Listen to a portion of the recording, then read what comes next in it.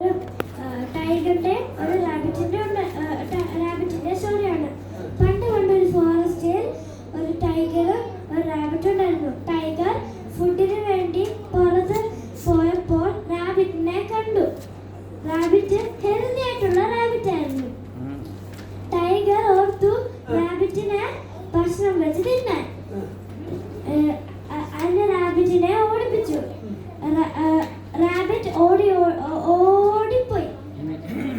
ഒന്നാം ദിവസമായി, രണ്ടാം ദിവസമായി, മൂന്നാം ദിവസമായി, നാലാം ദിവസമായി, അഞ്ചാം ദിവസമായി, 6 ദിവസമായപ്പോഴും ടൈഗർ റാബിറ്റിനെ പിടിക്കാൻ പറ്റിയില്ല.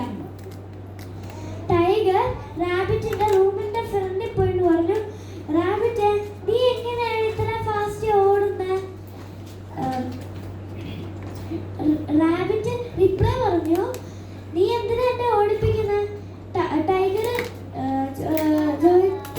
പറഞ്ഞു, ഞാൻ നിന്നെ ചുമ്മാ ഓടിപ്പിച്ചതാണ്. റാബിറ്റ് പറഞ്ഞു, ടൈഗറെ, നീ കള്ളം പറയുകയാണ്. നീ എന്നെ ഭക്ഷണം വെച്ച് ഫുഡാക്കി കഴിക്കാൻ വേണ്ടിയല്ല നീ എന്നെ ഓടിപ്പിച്ചേ. അതുകൊണ്ടാണ് ഞാൻ